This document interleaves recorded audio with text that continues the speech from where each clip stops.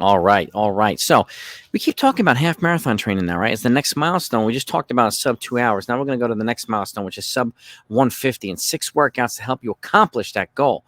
We're going to move on to 140, 130, we're going to go all the way down to sub 110. Okay, maybe even sub 105 if some folks ask for it. I'm happy to put it out. And you'll see the progression as you get fitter and more experienced and older, and how well you can run this half marathon and the things that you can do. And these are workouts that I've utilized through 2 decades of coaching with a lot of different athletes, male and female, to help them get these goals. So if you're a coach or an athlete, this is definitely something you want to watch. Okay. And this whole entire series, I just finished a 5K series and a 10K series as well. So excuse me, take a look at those as well. I got about 400 videos on this channel for you for free. So let's get to the workouts themselves. Okay, this is a staple workout, 1,000-meter repeats, but this is 6 to 7. You're building towards these workouts, right? With a 2-minute recovery, but you're progressing from half marathon pace to 10K pace. So this is a little bit of a progression type workout, okay? And this is a repeatable workout. The reps themselves are between 511 and 457 per rep, and that's per kilometer pace, okay? So you're going to have per mile pace and per kilometer pace in these videos as well. But 6 to 7 times a K, progressing from half marathon down to 10. If you can build up to more. You can build up 10 times a kilometer. But for this purposes, building to that point and then going from there is a good idea. But let's start where you can start and then expand out from there instead of starting with too much and having to cut back. So next is the progression run. Building towards 8 to 10 miles. And again, you're progressing from marathon pace, not a half marathon pace. If you can get to the point where you're running a half marathon pace or your goal half marathon pace towards the end of one of these long runs, that's a good thing too. And progressively getting faster through workouts and runs is another good way of improving your fitness in a lot of different ways. And you can see here, you're progressing from 839 to 822 per mile, which is 523 down to 512 per kilometer pace. So this is a good continuous run. It also helps you simulate long, hard, continuous running, which simulates half marathon racing. So this is also a repeatable workout that you can do over a series a couple of times throughout a season. So are the 1,000-meter repeats as well, while building reps or adding reps.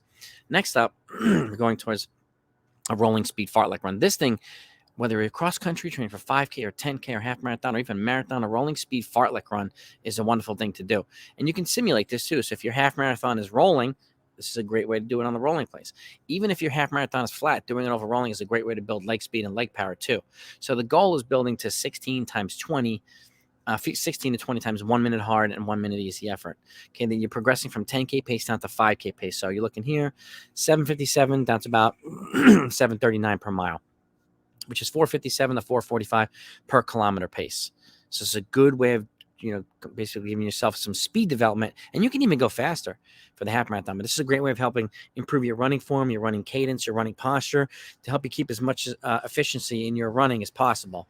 A great way of improving your half marathon. And as you move up to the marathon, a great way of improving that as well. Next up,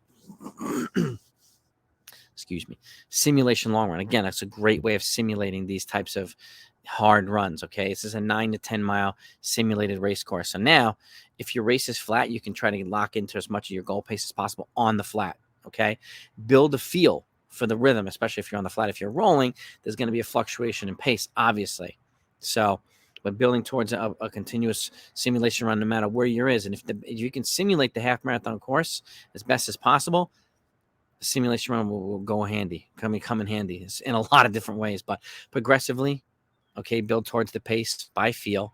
Okay, this doesn't have, you don't have to necessarily lock into a per mile pace, per kilometer pace for this one. Go by feel, because in some races you may have nobody around you, and sometimes you need to go by feel instead of going by rhythm. So sometimes you're going by feel, and it helps your racing tactics as well. So a progressively 9 to 10 mile run, okay, simulating the race course as much as you possibly can, is a great thing to do for your training as well.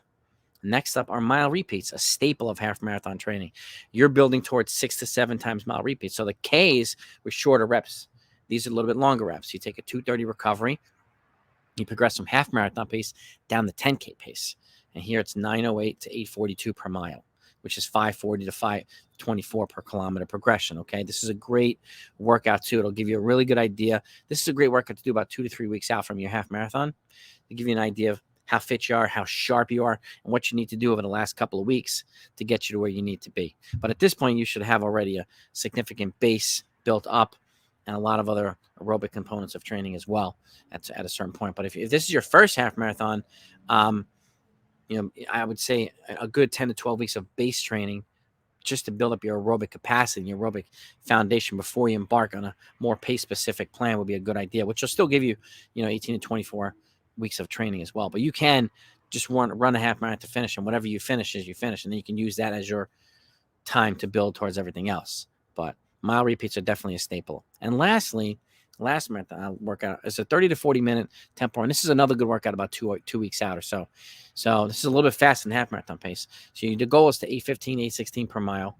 You take a 5-minute recovery, and then you transition to a speed fartlek after that. What that'll do is it'll simulate trying to accelerate and trying to run faster when you're already fatigued. So you have your continuous hard effort, and then you try to change the pace on people. So this is a great way of building racing tactics too. So you have your tempo run, you take a 5-minute active recovery, and then you go 7 times 130 hard, 130 easy. 1 minute and 30 seconds hard, 1 minute 30 seconds easy. So, and you can see here from 10K pace down to 5K pace, which is 756 to 740 per mile, or 457 to about, what's that?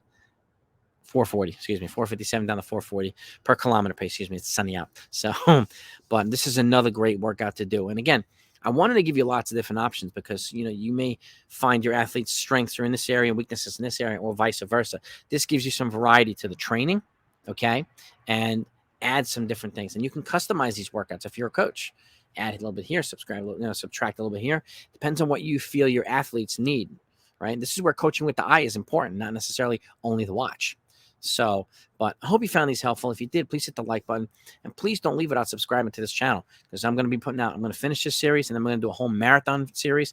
And then right as we transition into the season itself, 800-meter training, post cross country, mile training, post cross country, 2-mile training, post cross country. That's going to be mostly for the members. There are memberships available for more coaching specific things like that, and coaching clinics available to you. So please take a look at that if you're interested.